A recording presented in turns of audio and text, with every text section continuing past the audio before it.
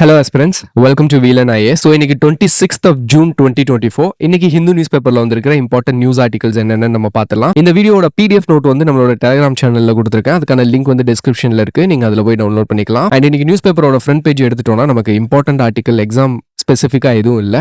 So அதனால நம்ம டேரெக்டாக எடிட்டோரியல் ஆர்டிகல் பார்த்துலாம். ஸோ இது வந்து ஒரு எடிட்டோரியல் ஆர்டிகல். ஸோ இந்த ஆர்டிக்கல் என்ன சொல்லியிருக்காங்கன்னா, India needs the anchor of a national security strategy அப்படின்னு சொல்லியிருக்காங்க. ஸோ நமக்கு வந்து இப்போ பார்த்தீங்கன்னா புதுசாக NDA அலையன்ஸ் வந்து கவர்மெண்ட் ஃபார்ம் பண்ணியிருக்காங்க. ஸோ இந்த புது கவர்மெண்ட்டுக்கு வந்து நேஷனல் செக்யூரிட்டி ஆஸ்பெக்ட்ல வந்து என்ன மாதிரி சேலஞ்சஸ் இருக்கும், அந்த சேலஞ்சை ஃபேஸ் பண்ணணும்னா நமக்கு ஓவராலாக நேஷனல் செக்யூரிட்டி ஸ்ட்ராட்டஜின்னு ஒன்று வேணும். அதோட பெனிஃபிட் என்ன அப்படின்னு சொல்லிட்டு இந்த ஆர்டிக்கல்ல டிஸ்கஸ் பண்ணியிருக்காங்க. சரி, நம்ம இந்தியாவை பொறுத்த வரைக்கும் பாத்தீங்கன்னா நேஷனல் செக்யூரிட்டி ஸ்ட்ராட்டஜி அப்படின்னு ஒண்ணு இந்தியால இல்ல. நிறைய பவர்ஃபுல் கண்ட்ரீஸ்லாம் வந்து பாத்தீங்க அப்படின்னா they have their own national security strategy. Okay, so அப்போ வந்து நமக்கு இந்தியாவுக்கு ஏன் நேஷனல் செக்யூரிட்டி ஸ்ட்ராட்டஜி வேணும், அதனால என்ன மாதிரி பெனிஃபிட்ஸ்னு இந்த ஆர்டிக்கல்ல டிஸ்கஸ் பண்ணிருக்காங்க, அதை நம்ம பார்க்கலாம். ஸோ இந்தியாவை பொறுத்த வரைக்கும் பாத்தீங்கன்னா இந்த நேஷனல் செக்யூரிட்டி ஆஸ்பெக்ட்ல நம்ம வந்து ஒரு ஸ்ட்ராட்டஜி இல்லாதனால நம்ம என்ன பண்றோம்னா, நம்ம வந்து விஷனரியா, அதாவது ஃபியூச்சர்ல என்ன நடக்கும்னு யோசிக்காம நமக்கு என்னென்ன மாதிரி பிரச்சனை அப்பப்போ வருதோ அதை மட்டுமே நம்ம சால்வ் பண்றோம். இது வந்து பீஸ் மீல் ஸ்ட்ராட்டஜி அப்படின்னு சொல்லி ஆத்தர் வந்து மென்ஷன் பண்ணியிருக்காரு. ஸோ பீஸ் மீல் ஸ்ட்ராட்டஜி வந்து எப்படி இருக்கும்னா ரியாக்டிவா இருக்கும். நமக்கு ஒரு பிரச்சனை வந்துச்சுன்னா நம்ம ரியாக்ட் பண்ணுவோமே தவிர நம்ம வந்து ஃபியூச்சர்ல லாங் டேர்ம்ல என்ன பிரச்சனை வரும் அப்படின்றத நம்ம தெரிஞ்சிருப்போம். ஆனா அதுக்கு வந்து எஃபர்ட்ஸ் எடுத்திருக்க மாட்டோம். ஏன்னா அதை டேக்கிள் பண்றதுக்கு நம்ம கிட்ட ஒரு ஸ்ட்ராட்டஜி இல்ல. ஸோ இந்த மாதிரி நேஷனல் லெவல்ல செக்யூரிட்டி ஸ்ட்ராட்டஜி இல்லாதனால இது எங்க கொண்டு போய் நம்மள விடும் அப்படின்னா, நம்மளோட ஸ்கேர்ஸ் ரிசோர்ஸ் இருக்கு பாத்தீங்களா, நம்ம நாட்டோட கண்ட்ரியோட ரிசோர்ஸ், அதெல்லாம் வேஸ்ட் ஆகிறதுக்கு வாய்ப்பு இருக்கு. எப்படி வேஸ்ட் ஆகும் அப்படின்றது நம்ம அடுத்து பார்க்கலாம். சரி, இப்போ நமக்கு எதுக்காக இந்த நேஷனல் செக்யூரிட்டி ஸ்ட்ராட்டஜி தேவை அப்படின்னு பாத்தீங்க அப்படின்னா, கிளைமேட் சேஞ்சில இருந்து பேண்டமிக்ஸா இருக்கட்டும், நம்மளோட பிக்கஸ்ட் சேலஞ்சர் வந்து சைனா, ஸோ சைனாவா இருக்கட்டும், இல்ல அப்படின்னு பாத்தீங்கன்னா இப்போ ரீசெண்டா நடந்துச்சு இல்லையா வார்ஸ், ரஷ்யா உக்ரைன் வாரா இருக்கட்டும், இல்ல வந்து பாலஸ்தீன் இஷ்யூ, காசா ஸ்ட்ரைப்ல நடக்கிற வாரா இருக்கட்டும். ஸோ இதெல்லாம் என்ன நமக்கு ரிவீல் பண்ணுச்சு அப்படின்னு பாத்தீங்கன்னா, வார் வந்து மாதிரி கிடையாது. ஓகே, நியூ டெக்னாலஜிஸ் வந்துருச்சு அண்ட் எவால்வ் ஆயிருச்சு. அப்படி எவால்வ் ஆன சிச்சுவேஷன்ல நமக்கு வந்து பாத்தீங்க அப்படின்னா இந்த இஷ்யூஸ் எல்லாம் நம்மள டேக்கிள் பண்ணணும் அப்படின்னா நமக்கு வந்து ஒரு clear cut national security strategy வேணும். ஸோ இப்போ நேஷனல் செக்யூரிட்டி ஸ்ட்ராட்டஜி நம்ம கண்ட்ரிக்கு இருக்கிறனால என்ன பெனிஃபிட்னு இந்த ஆத்தர் வந்து சொல்லியிருக்காரு. ஒரு 5 கிரிட்டிக்கல் பெனிஃபிட்ஸ் வந்து சொல்லியிருக்காங்க. ஸோ ஃபர்ஸ்ட் பெனிஃபிட் என்ன அப்படின்னா, நம்ம கவர்மெண்ட்டை வந்து இந்த நேஷனல் செக்யூரிட்டி ஸ்ட்ராட்டஜி வந்து ஃபோர்ஸ் பண்ணும். எதுக்காக அப்படின்னா, ஒரு காம்ப்ரஹென்சிவ் ஸ்ட்ராட்டஜிக் அசஸ்மெண்ட்டை வந்து எடுக்கணும் அப்படின்றதுக்காக இந்த நேஷனல் செக்யூரிட்டி ஸ்ட்ராட்டஜி வந்து கவர்மெண்ட்டை ஃபோர்ஸ் பண்ணும். ஸோ இதனால என்ன நடக்கும் அப்படின்னா, கவர்மெண்ட் வந்து எவால்விங் சேலஞ்சஸ் என்னென்ன அப்படின்னு சொல்லி பார்த்து அதுக்கான சொல்யூஷன் வந்து ரெடி பண்ண ஆரம்பிப்பாங்க. ஸோ அப்போ வந்து நமக்கு காம்ப்ரஹென்சிவ் ஸ்ட்ராட்டஜிக் அசஸ்மெண்ட் வந்து கொண்டு வர வைக்கும் நேஷனல் செக்யூரிட்டி ஸ்ட்ராட்டஜி. பாயிண்ட் 1. இன்னொன்று வந்து பாத்தீங்க அப்படின்னா, coherent framework for long term planning. சரி, இப்போ வந்து வார் இல்லாத சமயத்துல வந்து நம்ம பீஸ்ஃபுல்லா இருப்போம், சரியா? ஸோ இந்த சமயத்துல தான் நம்ம வந்து ப்ரிப்பேர் ஆக முடியும். ஸோ இப்போ நம்மளோட இந்த நேஷனல் செக்யூரிட்டி ஸ்ட்ராட்டஜி தான் வந்து பாத்தீங்க அப்படின்னா நம்மளோட ப்ரிப்பரேஷன் லெவலை வந்து நம்மளோட அட்வர்சரி கண்ட்ரிஸ் அவங்களுக்கு வந்து தெரியப்படுத்தும். ஸோ அப்போ அவங்க வந்து இதை பார்த்து என்ன பண்ணுவாங்க, டிட்டர் ஆவாங்க. ஓகே, அதுக்காக நம்ம யூஸ் பண்ணலாம். இன்னொன்று வந்து பாத்தீங்கன்னா நம்மளோட அதர் பார்ட்னர்ஸ், ஃப்ரெண்ட்ஷிப் கண்ட்ரிஸ் இருப்பாங்களே, அவங்களோட நம்மளால என்ன பண்ண முடியும், பார்ட்னர்ஷிப் வந்து டெவலப் பண்ண முடியும். ஸோ அப்புறம் இன்னொன்று வந்து பாத்தீங்க அப்படின்னா ஸ்ட்ராட்டஜிக்கா நம்மளால ஒரு ப்ளூ பிரிண்ட் ரெடி பண்ணி அதை நம்ம அட்ஜுடிகேட் பண்ணலாம். சரி, அட்ஜுடிகேட்னா என்ன அப்படின்னா, இப்போ நம்மகிட்ட ஆல்ரெடி நம்ம ஸ்டார்டிங்ல சொன்ன மாதிரி கண்ட்ரில வந்து ரிசோர்ஸ் வந்து ரொம்ப ஸ்கேர்ஸா இருக்கும். ஸோ அப்போ அந்த ரிசோர்ஸை யாருக்கு அலோகேட் பண்ணணும்? ஃபார் எக்ஸாம்பிள் இப்போ வந்து பாத்தீங்கன்னா நேவிக்கு வந்து ஒரு ஏர்கிராஃப்ட் கேரியர் பில்டு பண்றதுக்காக ரிசோர்ஸ் நம்ம அலோகேட் பண்ணுவோமா, இல்ல ஆர்மிக்கு வந்து டெவலப் பண்றதுக்காக நம்ம ரிசோர்ஸ் அலோகேட் பண்ணுவோமா அப்படின்ற ஒரு கான்ஃபிளிக்ட் வர்றப்போ நம்ம அதை எஃபெக்டிவா அட்ஜுடிகேட் பண்றதுக்கு ஒரு ஸ்ட்ராட்டஜிக் ப்ளூ பிரிண்ட் வந்து இந்த நேஷனல் செக்யூரிட்டி ஸ்ட்ராட்டஜி வந்து கொடுக்கும். ஸோ அப்போ coherent framework for long term planning வந்து ஒரு critical benefit. And third one வந்து பாத்தீங்கன்னா, it is a instrument for signaling strategic intent. நம்மளோட அட்வர்சரி கண்ட்ரீஸா இருக்கட்டும், இல்ல நம்மளோட ஃப்ரெண்ட்லி நேஷன்ஸா இருக்கட்டும், ஸோ அவங்களுக்குலாம் நம்மளோட ஸ்ட்ராட்டஜிக் இன்டென்ட் என்ன அப்படின்னு சொல்லி தெரியப்படுத்தும். ஓகே, ஸோ இது ஒரு கிரிட்டிக்கல் பெனிஃபிட். அப்புறம் இன்னொன்று வந்து பாத்தீங்கன்னா, it is a mechanism to synchronize effort across various national security agencies. மினிஸ்ட்ரிஸா இருக்கட்டும் அண்ட் வேரியஸ் அதர் ஏஜென்சிஸா இருக்கட்டும், செக்யூரிட்டி ஏஜென்சிஸ், நேஷனல் செக்யூரிட்டி ஏஜென்சிஸா இருக்கட்டும், so army, navy, integrated defence stop, so இவங்க எல்லாரையுமே சிங்க்ரனைஸ் பண்றதுக்கு நமக்கு இந்த நேஷனல் செக்யூரிட்டி ஸ்ட்ராட்டஜிஸ் வந்து தேவை. அண்ட் லாஸ்ட் ஒன் வந்து பாத்தீங்க அப்படின்னா, it's a tool for accountability அப்படின்னு சொல்லியிருக்காரு.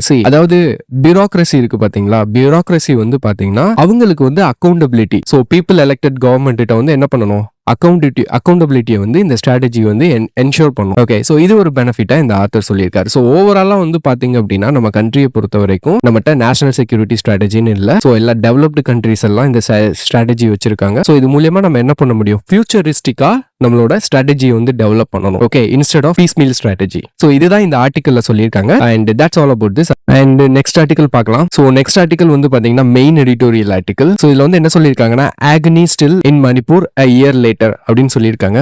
சரி, இந்த ஆர்டிகிளை பொறுத்த வரைக்கும் நமக்கு எக்ஸாம் பாயிண்ட் ஆஃப் வியூல முக்கியமான ஆர்டிகிளே கிடையாது. UPSC will never going to ask any question from this issue. ஏன்னா it involves a political turf. Okay, so political strategies வந்து இன்வால்வ் ஆயிருக்கு இதுல. ஸோ அதனால நம்ம இதை வந்து ஒமிட் பண்ணிடலாம். பட் வந்து இதுல வந்து பாத்தீங்கன்னா ஓவராலா இது என்ன இஷ்யூ, இந்த ஆர்டிக்கல்ல என்ன சொல்லியிருக்காங்க அப்படின்றத வந்து ஒரு சின்ன ஓவர்வியூ மாதிரி கொடுத்துறேன். சரி, நம்ம எல்லாருக்குமே தெரியும் லாஸ்ட் இயர் வந்து பாத்தீங்கன்னா May 3rd 2023 வந்து மணிப்பூர்ல ஒரு எத்னிக் வயலன்ஸ் வந்து நடந்தது. சரி, அந்த வயலண்ட் ஈவெண்ட் வந்து பாத்தீங்கன்னா அந்த ரெண்டு கம்யூனிட்டிக்கு நடுவில் இன்னுமே முடியாம போயிட்டு இருக்கு. ஸோ அந்த இஷ்யூவை இன்னுமே அதை முடிக்கிறதுக்கு கவர்மெண்ட்ஸ் வந்து ஒரு பெருசா எதுவுமே எஃபர்ட் எடுக்கல. சோ அத பத்தி வந்திருக்கிற ஆர்டிகல் தான் இது. ஓகே, இந்த ஆர்டிகல்ல என்ன மாதிரி கீ இஷ்யூஸ் வந்து சொல்லியிருக்காங்கன்னா, ஃபர்ஸ்ட் வந்து இப்ப ரீசெண்டா நம்மளோட ஹோம் மினிஸ்டர் வந்து என்ன பண்ணிருக்காருன்னா மணிப்பூர்ல ஒரு செக்யூரிட்டி மீட்டிங் வந்து கண்டக்ட் பண்ணிருக்காங்க. சோ அந்த மீட்டிங்ல வந்து அந்த மணிப்பூர் ஸ்டேட்டோட சிஎம்ஏ வந்து என்ன பண்ணல, இன்க்ளூட் பண்ணல. சோ அது வந்து ஒரு கீ இஷ்யூவா இந்த ஆத்தர் சொல்லியிருக்காரு. அடுத்து செகண்ட் வந்து பாத்தீங்கன்னா, பிரசிடென்ட் ரூலே போடாம இம்போஸ் பண்ணாம செக்யூரிட்டி ஆபரேஷன்ஸ் எல்லாமே அந்த ஸ்டேட்ல சென்ட்ரல் கவர்மெண்ட் வந்து பண்ணிட்டு இருக்காங்க. ஏன்னா அது ஒரு பாயிண்டா ஒரு இஷ்யூவா சொல்லியிருக்காங்க. அடுத்து இன்னொன்று வந்து பாத்தீங்கன்னா, சோ இதனால நம்ம வந்து ஸ்பெகுலேட் பண்ணலாம். என்னன்னா பிரசிடென்ட் ரூலை வந்து மணிப்பூர்ல இம்போஸ் பண்ணுவாங்க அப்படின்னு சொல்லிட்டு நம்மளால ஸ்பெகுலேட் பண்ணலாம் அப்படின்னு சொல்லியிருக்காங்க. அடுத்து வந்து பாத்தீங்க அப்படின்னா, இந்த மணிப்பூர்ல இன்னுமே எத்னிக் வயலன்ஸ் கண்டினியூ ஆயிட்டு தான் இருக்கு அப்படின்ற மாதிரி கீ இஷ்யூஸ் வந்து ஐடென்டிஃபை பண்ணலாம் நம்ம இந்த ஆர்டிக்கல்ல. ஓகே, சோ இப்போ இதுல the கோர் இஷ்யூ என்ன அப்படின்னு பாத்தீங்கன்னா, லாஸ்ட் இயர் ஆரம்பிச்சது இந்த மணிப்பூர் வயலன்ஸ். ஆனா இன்னுமே வந்து கவர்மெண்ட் வந்து என்ன பண்ணல, கண்ட்ரோல் பண்ணல. இதுக்கு பின்னாடி என்ன பாலிடிக்ஸ் இருக்கு அப்படின்னு பாத்தீங்கன்னா, 18th லோக்சபாக்கான ஜெனரல் எலெக்ஷன் வந்து இப்ப ரீசெண்டா நடந்து முடிஞ்சது. ஓகே, இந்த இஷ்யூ ஆரம்பிச்சது வந்து எப்போ 2023 மே மாசம். மணிப்பூர்ல எந்த கவர்மெண்ட் வந்து ரூல் பண்றாங்க, சோ சென்டர்ல யார் இருக்காங்களோ அந்த கவர்மெண்ட் தான் மணிப்பூர்லயும் ரூல் பண்ணிட்டு இருக்காங்க. இப்போ இந்த இஷ்யூ இருக்கு பாத்தீங்களா, இந்த எத்னிக் வயலன்ஸ், இது வந்து ஒரு சின்ன விஷயம் கிடையாது. இது வந்து ஒரு பெரிய இஷ்யூ. இது வந்து நார்மல் ஸ்டேட் மெஷினரியை வச்சு மட்டும் நம்மளால என்ன பண்ண முடியாது, இந்த வயலன்ஸ் கண்ட்ரோல் பண்ண முடியாது. சோ இதுக்கு வந்து என்ன பண்ணணும், சென்ட்ரல் கவர்மெண்ட் தான் உள்ள வரணும். ஆனா சென்ட்ரல் கவர்மெண்ட் வந்து டைரக்டா உள்ள வந்துட முடியுமா, முடியாது இல்ல. சோ அதுக்கு வந்து என்ன பண்ணணும், அவங்க ஆர்டிகல் 365 355 போட்டு அந்த ஸ்டேட்டோட அட்மினிஸ்ட்ரேட்டிவ் கண்ட்ரோல் எடுக்கணும். அண்ட் பிரசிடென்ட் ரூல் வந்து இம்போஸ் பண்ணாதான் அந்த ஸ்டேட்ல சென்ட்ரல் செக்யூரிட்டி போர்சஸ் வந்து உள்ள கொண்டு வர முடியும். ஆனா சென்ட்ரல் கவர்மெண்ட் வந்து இதை பண்ணல.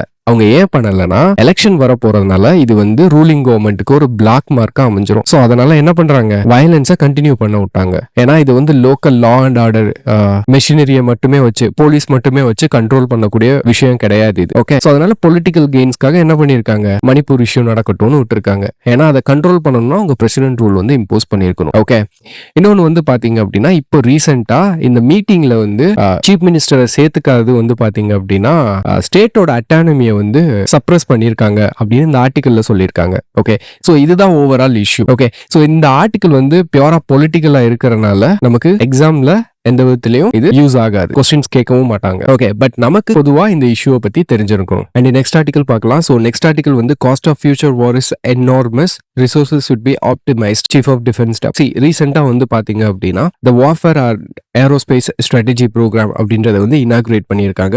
ஸோ இந்த ப்ரோக்ராம் வந்து பார்த்தீங்கன்னா ஒரு 15 week strategic education programme. So இது வந்து இனிஷியலி வந்து இந்தியன் ஏர்ஃபோர்ஸ்க்காக 2022 ஆரம்பிச்சாங்க. பட் இப்போ வந்து all 3 services are included in this program. Okay, so இந்த ப்ரோக்ராமோட மெயின் எய்ம் என்ன அப்படின்னு பார்த்தீங்கன்னா, to create a scholar warriors. So scholar வாரியர்ஸ்னா யாருன்னா, military professionals with intellectual acumen. Okay, so அதுதான் டெஃபினிஷனா சொல்லியிருக்காங்க இந்த ஆர்டிகல்ல. ஸோ இந்த ப்ரோக்ராமோட இனாகுரேஷனுக்கு வந்து சீஃப் ஆஃப் டிஃபென்ஸ் ஸ்டாஃப் வந்து என்ன சொல்லியிருக்காரு அப்படின்னா, நம்ம வந்து ரிசோர்சஸ் வந்து ஆப்டிமைஸ் பண்ணணும் இப்பவே. எதுக்காக அப்படின்னா, ஃபியூச்சர் வார்லுக்கு வந்து நம்ம வெப்பன்ஸ் வந்து அஃபோர்ட் பண்ணணும் அப்படின்னா நம்ம இப்போ ரிசோர்ஸை வந்து என்ன பண்ணணும், ஆப்டிமைஸ் பண்ணி ஆகணும். ஏன்னா ஃபியூச்சர் வார் வந்து ரொம்ப காஸ்ட்லியா இருக்கும் அப்படின்னு சொல்லியிருக்காங்க. இதை சீஃப் ஆஃப் டிஃபென்ஸ் ஸ்டாஃப் வந்து ஜெனரல் அனில் சௌஹான் சொல்லியிருக்காரு.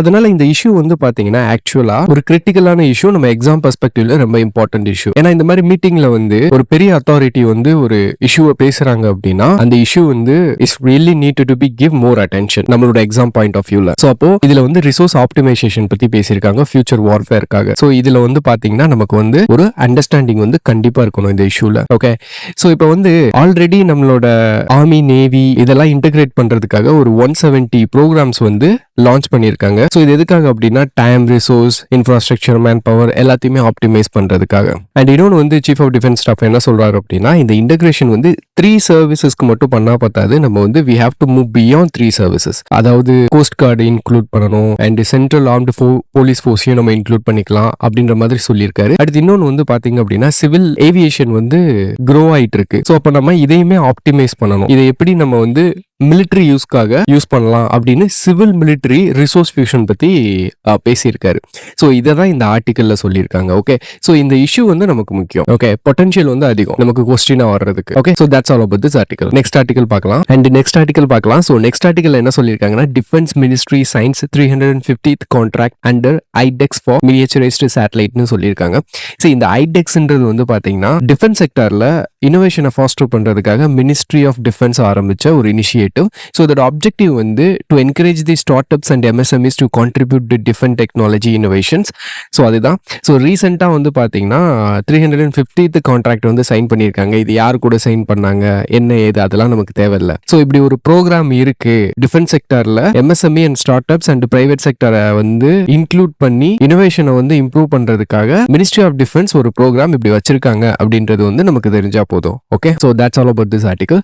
அண்ட் வந்து நெக்ஸ்ட் வந்து பார்த்தீங்கன்னா water stress can hurt credit profile அப்படின்னு கொடுத்துருக்காங்க. ஸோ மூடிஸ்ன்றது வந்து பார்த்தீங்கன்னா ஒரு ஃபினான்ஸ் ரேட்டிங் ஏஜென்சிஸ். ஸோ இவங்க வந்து கண்ட்ரியோட கிரெடிட் ஒர்த்தினஸை வந்து ரேட் பண்ணுவாங்க. அந்த கண்ட்ரியில் என்ன அளவுக்கு ரிஸ்க் இருக்கு, ஸோ அந்த ரிஸ்க்கை பேஸ் பண்ணி டிஃப்ரெண்ட் கிரெடிட் ரேட்டிங்ஸ் வந்து கொடுப்பாங்க அந்த கண்ட்ரிக்கு. ஸோ அதை பேஸ் பண்ணி என்ன பண்ணுவாங்கன்னா foreign direct investment, portfolio investment இதெல்லாம் வந்து பார்த்தீங்கன்னா கண்ட்ரிக்கு வரும். ஸோ இன்வெஸ்டர்ஸ் வந்து இந்த ரேட்டிங்கை பார்த்து தைரியமாக அந்த கண்ட்ரியில் வந்து என்ன பண்ணுவாங்க, இன்வெஸ்ட் பண்ணுவாங்க. அதுதான் மூடிஸோட வேலை. ஸோ ரேட் பண்றது கண்ட்ரியோட sovereign credit worthiness. Okay, so இந்தியாவை பொறுத்த வரைக்கும் பார்த்தீங்கன்னா இந்தியாவுக்கு வந்து BAA3 வந்து ரேட்டிங் இருக்கு, which is a stable rating. So investment worth rating அது. ஓகே, ஸோ BAA3 வந்து பாத்தீங்க அப்படின்னா medium guarantee, minimum credit risk அந்த லிஸ்ட்ல வச்சிருக்காங்க. ஓகே, ஸோ AAA வந்து பாத்தீங்கன்னா ஹை குவாலிட்டி, C வந்து பாத்தீங்கன்னா no chance of recovery, invest பண்ணோம்னா பணம் போச்சு, கிடைக்கவே கிடைக்காது அப்படி.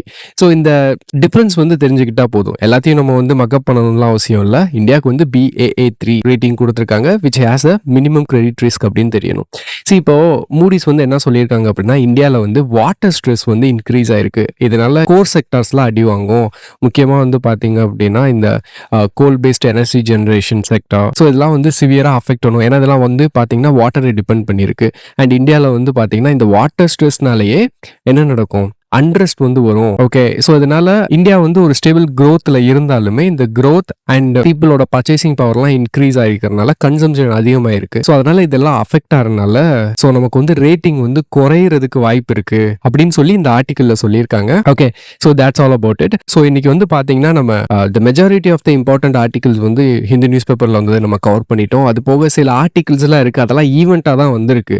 ஸோ அதை வந்து நம்ம இன்னுமே மோர் டீடைல்டு ஆர்டிகல்ஸ் வந்து எக்ஸ்பெக்ட் பண்ணலாம். ஸோ இன்னைக்கு வீடியோ வந்து இதோட நம்ம முடிச்சுக்கலாம். அண்ட் தேங்க்ஸ் ஃபார் வாட்சிங் திஸ்.